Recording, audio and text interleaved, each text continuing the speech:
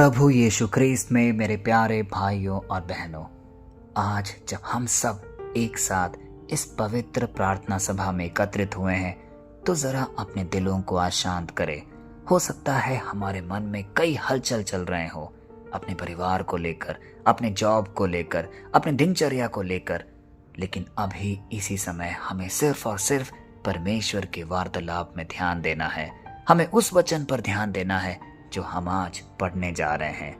जरा हम सोचें, हम सब यहाँ पे क्यों आए हैं? क्या सिर्फ अपनी दिक्कतों का हल पाने के लिए या कुछ और गहरा खोजने के लिए? वो जो भीतर से बदल देता है, जो हमें परमेश्वर के और करीब लेकर चले जाता है, यही वह वजह है। क्योंकि हर दिन जब हम इस प्रार्थना सभा में एक नया वचन लेते हैं तो हम सिर्फ शब्द नहीं सुन रहे, बल्कि जीवन का एक नया रहस्य, एक नया रास्ता, एक नई समझ और एक नया दृष्टिकोण अपने साथ लेकर चल रहे हैं। और आज का वचन भी कुछ ऐसा ही हमें सिखा रहा है, जो हमारे सोचने, मांगने और जीने के तरीके को पूरी तरह बदल कर देगा। आज का वचन जो हम अध्ययन करने जा रहे हैं वो लिया गया है एक राजा की पुस्तक से, अध्याय 3 पद संख्या 11 से 13, जहां लिखा है, और परमेश्वर ने उससे कहा, क्योंकि तूने यह बात मांगी है और अपने लिए न तो दीर्घ आयु मांगी, न धन और न अपने शत्रुओं के प्राणों की याचना की, परंतु न्याय सुनने की समझ मांगी है, तो देख मैं तेरे वचन के अनुसार करता हूँ। मैं तुझे ऐसा बुद्धिमान और समझदार मन देता हूँ कि तेरे सामने न तुझसे पहले कोई हुआ, ना तेरे बाद कोई होगा, और मैं तुझे वह भी देता हूं जो तूने नहीं मांगा, धन और महिमा। प्यारे भाई और बहनों, जरा सोचिए कितना सुंदर रहा होगा वो पल जब सुलेमान, एक नौजवान राजा, परमेश्वर के सामने नतमस्तक होकर विनती कर रहा था। उसके पास जो कुछ भी था वह था एक अटूट विश्वास। हो सकता है उसे राजपाट की कमी हो, वो सेना में बल चाहता हो, शक्ति, अधिकार, धन, सामर्थ्य चाहता हो, पर उसने क्या मांगा? उसने बोला, हे प्रभु, मुझे बुद्धि दे कि मैं तेरे लोगों पर न्याय कर सकूं। क्या हम भी कुछ ऐसा ही मांगते हैं? हम रोज प्रार्थना सभा में एकत्रित होते हैं, शाम को, रात को, दिन में, हो सकता है अपने घरों में प्रार्थनाएं करते हो। प्रभु मुझे ये दे, प्रभु मुझे वो दे, प्रभु मुझे चंगाई दे, मुझे सामर्थ्य दे, और अनेकों प्रकार के वरदान हम मांगते हो। लेकिन क्या हमारी प्रार्थना वहीं तक सीमित है? आज का वचन हम सब की आंखें खोलने वाला है, क्योंकि वह हमें सिखाता है कि सच्ची समझ और आशीष तब आती है जब हम अपनी इच्छाओं से ज्यादा बढ़कर परमेश्वर की इच्छा को प्राथमिकता देते हैं। सुलेमान ने क्या किया? सुलेमान भली भांति जानता था कि बुद्धि बिना जो कुछ भी वो पाए सब कुछ बेकार है, और परमेश्वर ने उसे इतना आशीषित किया कि दुनिया आज भी सुलेमान की बुद्धि का उदाहरण देती है। सोचिए, उसने धन नहीं मांगा मगर धन उसे मिला। उसने यश नहीं मांगा मगर उसे यश मिला, क्योंकि उसने सबसे पहले परमेश्वर के मन को मांगा, परमेश्वर के मन को खोजा। आज जरा अपने जीवन पर हम नजर डालें। जब हम परमेश्वर से प्रार्थना करते हैं, क्या हम भी सुलेमान जैसा दिल से मांगते हैं, या हम सिर्फ अपनी जरूरतों, अपनी बीमारियों, अपने डर और अपने लाभ को लेकर चिंतित हैं? देखिए, प्रभु को हमारी इच्छाएं मालूम है। वह हमारे साथ हर पल, हर परिस्थिति में हमारे साझा करता है। वो जानता है कि हमें क्या चाहिए, यहाँ तक कि हम उसे बोलने से पहले ही वह जानता है कि हमें उसे क्या प्रदान करना है। अब जरा अपने जीवन पर नजर डालें। जब हम परमेश्वर से प्रार्थना करते हैं, क्या हम भी सुलेमान जैसे दिल से मांग पाते हैं, या हम सिर्फ अपनी जरूरतों, अपनी बीमारियों, अपने डर और अपने लाभ को लेकर ही चिंतित हैं? देखिए, प्रभु को हमारी इच्छाएं मालूम है। वो जानता है कि हमें क्या चाहिए, यहाँ तक कि हमारे मांगने से पहले ही वह सब कुछ जानता है। पर जब हम सिर्फ बुद्धि, विवेक और परमेश्वर की दीक्षा मांगते हैं, तब वो बाकी सब कुछ हमें उपहार के स्वरूप साथ में देता है।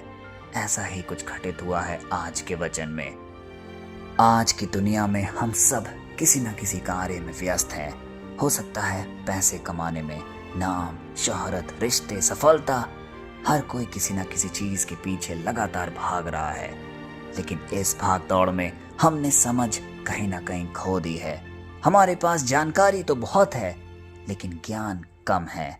हमारे पास साधन बहुत हैं, पर विवेक नहीं। और यही सुलेमान की कहानी हमें सिखाती है, ज्ञान सिर्फ और सिर्फ उस आत्मा से आता है जो परमेश्वर से जुड़ा है। कभी कभी हमें लगता है कि बुद्धि मतलब चालाकी, लेकिन यह सत्य नहीं। सच्ची बुद्धि विनम्रता में छिपी होती है। सुलेमान ने क्या आज कहा था, मैं तो एक बालक हूं, मुझे समझ नहीं। और परमेश्वर ने क्या उत्तर दिया, क्योंकि तूने यही भाव रखा, मैं तुझे ऊंचा उठाऊंगा। आज हम सबको भी इसी तरीके से पिता परमेश्वर से बातचीत करनी है कि हे परमेश्वर, मैं अपने आप में कुछ भी नहीं, मैं नासमझ हूं, आप मुझे ज्ञान दीजिए। यही है सच्ची आध्यात्मिकता।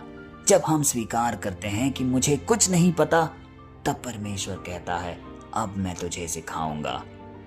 प्यारे दोस्तों, यही हमारी आज की चुनौती भी है। जब मुश्किलें आती है, जब निर्णय लेने वाला वक्त आता है, हम में से कितने लोग हैं जो पिता परमेश्वर के सम्मुख एक कृतज्ञ और दंडवत स्वरूप उससे पूछते हैं, हे प्रभु, तेरी इच्छा क्या है?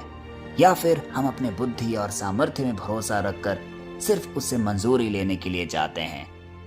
याद रखिए, सुलेमान ने परमेश्वर को पहले रखा, इसीलिए परमेश्वर ने उसे सब कुछ दिया, यहाँ तक कि वह भी जो उसने नहीं मांगा। अगर हम अपने जीवन के हर निर्णय में यही दृष्टिकोण अपनाएंगे कि पहले परमेश्वर की इच्छा समझें फिर कदम बढ़ाएं, तो हमारी हर राह में हमें शांति होगी, हर मुश्किल में एक नया दिशा मिलेगा। प्यारे भाई और बहनों, अगर आज परमेश्वर हमसे कहे, जो चाहो मांग लो, मैं तुम्हें दूंगा, तो हम क्या मांगेंगे? क्या हम सुलेमान की तरह बुद्धि मांगेंगे, या हम कहेंगे थोड़ा और पैसा, थोड़ा और नाम, थोड़ा और आराम?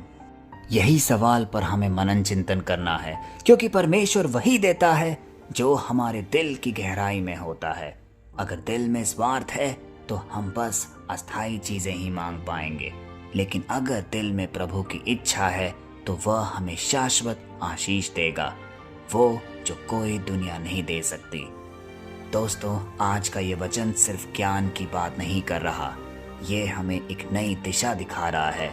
ये हमें याद दिला रहा है कि जीवन सिर्फ कमाने, बनाने या दिखाने के लिए नहीं है। जीवन जीने की असली कला तब आती है जब हम समझ जाते हैं कि प्रभु ही स्रोत है, ज्ञान का भी, सुख का भी, समृद्धि का भी और समाधान का भी। हो सकता है कि हम कई बार ये सोचते हो कि हमारी प्रार्थनाएं सुनी क्यों नहीं जा रही, पर शायद आज प्रभु इंतजार कर रहा है कि हम अपनी प्रार्थना शैली में थोड़ा सा बदलाव लाएं। हे प्रभु, मेरी इच्छा पूरी कर से, हे प्रभु, मुझे तेरी इच्छा समझा की ओर। जब ये परिवर्तन हम लाते हैं, तब हम ये देखेंगे कि हमारी आत्मा में एक शांति उतरने लगती है और जीवन में छोटे छोटे चमत्कार होने लगते हैं। आज परमेश्वर हमसे यही कह रहा है, बुद्धि मांगो, समझ मांगो, मेरा मन जानो, क्योंकि जब तुम मेरे विचारों से चलोगे, तब मैं तुम्हें एक नई दिशा, एक नई रास्ता दिखाऊंगा। तुम्हें कभी कोई चीज की कमी नहीं होगी। दुनिया चाहे कुछ भी कहे, पर मैं तेरे साथ रहूंगा। तो आइए प्यारे भाई और बहनों, पिता परमेश्वर के सम्मुख एक कृतज्ञ मन से, एक खुले दिल से अपने आप को उनके हाथों में समर्पित करें और मांगे, हे पिता परमेश्वर, हमें ज्ञान दे, हमें बुद्धि दे, हमें तेरी इच्छा समझा। हे स्वर्गीय पिता, आज हम तेरे सामने अपने दिल खोल कर खड़े हैं।